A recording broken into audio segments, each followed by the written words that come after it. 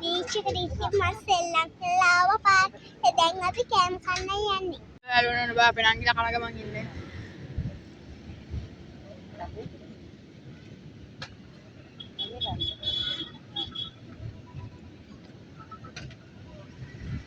යාළුවනේ බා අපේ නංගිට කෑම මදි කියලා තව කන ගමන් ඉන්නේ.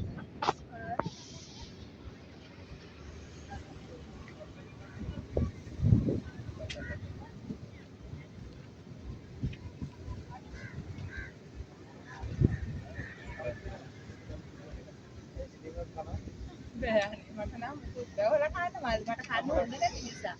අම්මට යාළුවනේ ඔන්න ඉතින් අපි දැන් ගෙදර යන්න හදන්නේ.